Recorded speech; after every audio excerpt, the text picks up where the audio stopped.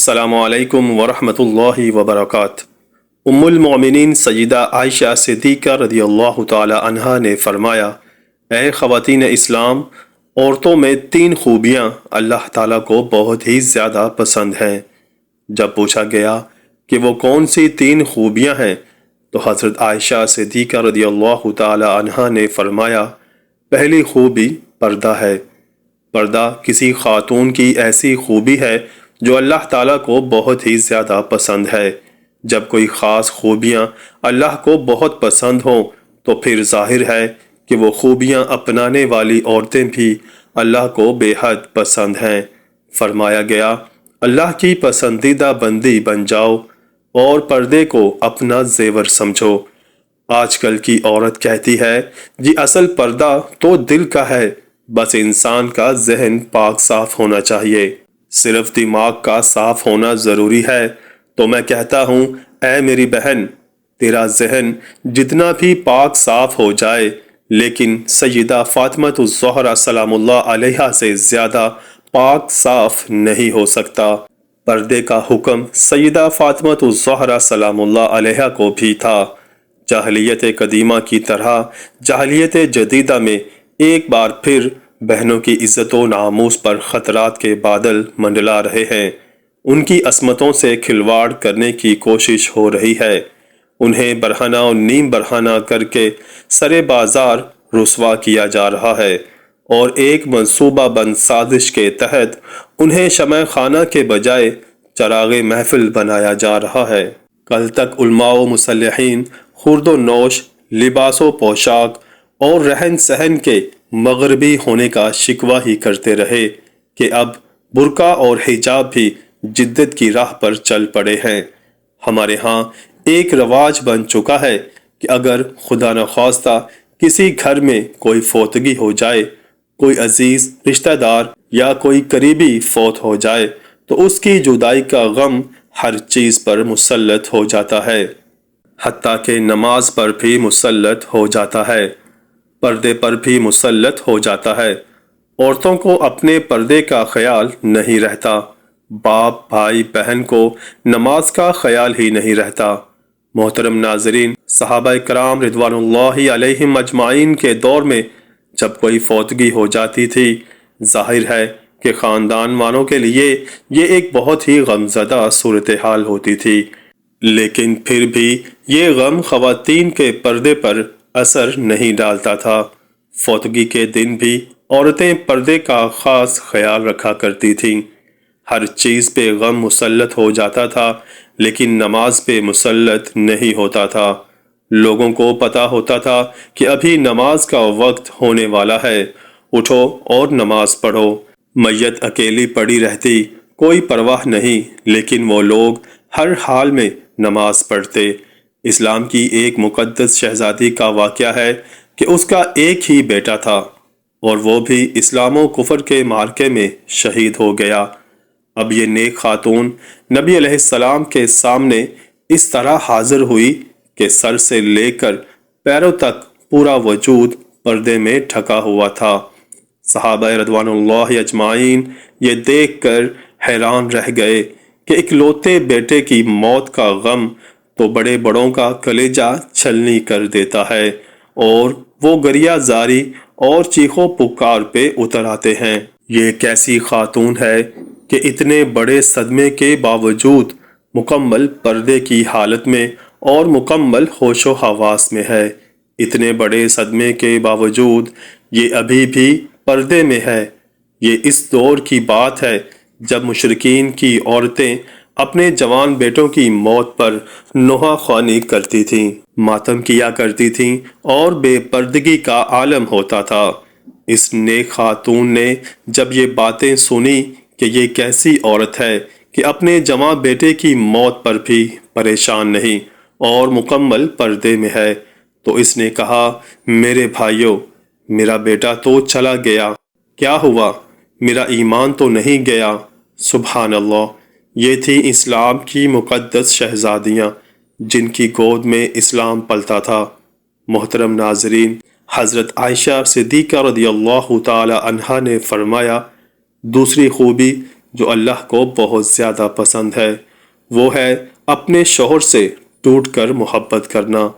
اب ایک عورت نکاح کے ذریعے سے اللہ اور رسول صلی اللہ علیہ وآلہ وسلم کی رضا کے لیے اپنا آپ ایک اجنبی مرد کے حوالے کر دیتی ہے، جسے وہ جانتی تک نہیں، اسے پہچانتی نہیں، اس کی طبیعت کا پتہ نہیں، اس کے مزاج کا پتہ نہیں کہ وہ کس طرح کا انسان ہے، پھر بھی نکاح کے ذریعے سے وہ اپنے آپ کو اللہ اور رسول اکرم صلی اللہ علیہ وآلہ وسلم کی رضا کی خاطر ایک اجنبی مرد کے حوالے کر دیتی ہے، پھر بھی اس شخص کی اولاد کو 9 ماہ تک اپنے پیٹ میں رکھتی ہے، طرح طرح کی اذیتیں سہتی ہے اور موت کی اسی کیفیت سے گزر کر اس کی اولاد کو جنم دیتی ہے۔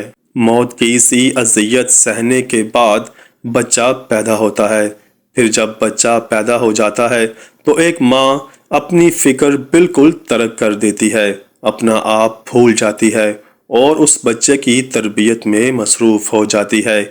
یہی سوچ اس کے ذہن میں ہوتی ہے کہ جب یہ بچہ بڑا ہو کر اچھی خدمات سر انجام دے گا تو کوئی یہ نہیں کہے گا کہ اس کی ماں نے اس کی تربیت اچھی نہیں کی۔ لیکن پھر ہوتا یوں ہے کہ جب وہ بچہ بڑا ہو کر اچھے کام کرتا ہے اور اچھی خدمات سر انجام دیتا ہے تو سبھی اس کے باپ کی تعریف کرتے ہیں۔ کوئی یہ نہیں کہتا کہ فلاں عورت نے، اس کی ماں نے اس کی اچھی تربیت کی ہے، جس کی وجہ سے یہ بڑا انسان بنا ہے۔ تو کئی سال تک جب وہ ہمارے بچوں کی پرورش میں لگ جاتی ہے اور اپنا آپ بالکل بھول جاتی ہے تو اس کے چہرے پر جھریاں نمودار ہونے لگ جاتی ہیں۔ پھر ایسی عورت کو کئی شوہر یہ کہہ کر ٹھکرا دیتے ہیں کہ عورت مرد کے پاؤں کی جوتی ہوتی ہے، وہ جب چاہے جوتی کو تبدیل کر سکتا ہے۔ اللہ اکبر۔ ایک بزرگ اور نیک انسان کی محفل میں لوگ بیٹھے ہوئے تھے۔ وہاں یہ بات چل رہی تھی کہ ایک مرد کہہ رہا تھا کہ عورت مرد کی جوتی ہوتی ہے، مرد کو جہاں بھی اپنے مناسب سائز کی جوتی نظر آئے تو وہ بدل لے۔ وہاں پر بیٹھے ایک شخص نے اس اللہ والے بزرگ انسان کی جانب رخ کیا اور ان سے دریافت کیا کہ حضرت کیا یہ شخص ٹھیک کہہ رہا ہے؟ تو بزرگ فرمانے لگے کہ اپنی سوچ کے مطابق بالکل ٹھیک کہہ رہا ہے، اور واقعی عورت مرد کے پیروں کی جوتی ہوتی ہے، ہر اس شخص کے لیے جو خود کو پاؤں کی مانند سمجھتا ہے۔ فرمانے لگے جو خود کو پاؤں جیسا تصور کرتا ہے وہ اپنی بیوی کو پاؤں کی جوتی ہی سمجھتا ہے۔ یہی عورت سر کا تاج بھی تو ہو سکتی ہے، لیکن صرف اس مرد کے لیے جو خود کو بادشاہ کی مانند سمجھتا ہے۔ جب ایک عورت ایک ایسے شخص کے لیے اپنی زندگی قربان کر دیتی ہے جس کے وہ نکاح میں آ جاتی ہے، اس کی خدمت گزاری کرتی ہے، بچے پیدا کرتی ہے اور اس کے بچوں کی تربیت کے دوران اس کے چہرے پر جھریوں کے نشان نمودار ہو جاتے ہیں، لیکن مرد اس بات کو سمجھنے کی بجائے جب یہ دیکھتا ہے کہ یہ عورت پہلے کی طرح خوبصورت نہیں رہی تو وہ دوسری عورت کی جانب مائل ہونے لگتا ہے اور اپنی بیوی کو چھوڑنے کے لیے تیار ہو جاتا ہے۔ تو ایسا مرد اپنی بیوی کی ہنستی بستی زندگی میں زہر گھول کر رکھ دیتا ہے اور اسے کانٹوں کے بستر پر سونے پر مجبور کر دیتا ہے۔ تو کیا یہی انسانیت ہے؟ خدا را اللہ کی ان رحمتوں کی قدر کیا کرے، وہ کسی بھی شکل میں ہوں، ماں، بہن، بیوی یا بیٹی، ان کو عزت دیا کریں۔ عورت کی تیسری بڑی خوبی، اللہ کے حضور جھکنے والی عورت، نماز پڑھنے والی عورت، قیام، رکوع اور سجود کرنے والی عورت، قرآن پڑھنے والی عورت۔ آج کل کی عورت کہتی ہے جی بچے زیادہ ہیں اس لیے نماز پڑھنے کا وقت ہی نہیں ملتا، اللہ کے حضور جھکنے کا وقت ہی نہیں ملتا۔ تو میں کہتا ہوں اے میری بہن، آؤ میں تمہیں سیدہ فاطمۃ الزہرا سلام اللہ علیہا کے بابرکت گھرانے کی مثال دیتا ہوں۔ جنت کے سرداروں حسنین کریمین کی تربیت بھی ہو رہی ہے حضرت علی رضی اللہ تعالیٰ عنہ کی خدمت بھی ہو رہی ہے، مہمانوں کو کھانے بھی پیش کیے جا رہے ہیں۔ جب رات ہوتی تو سیدہ فاطمہ الزہرا سلام اللہ علیہا سونے کے لیے بستر بچھانے کی بجائے اللہ کے حضور مصلی بچھا لیتی تھیں، قیام کرتی تھیں، رکوع کرتی تھیں اور پھر سجدے میں جاتی تھیں تو ایک کے بعد دوسرا سجدہ ابھی مکمل نہیں ہوا ہوتا تو صبح ہو جاتی۔ سبحان اللہ، ماشاء اللہ۔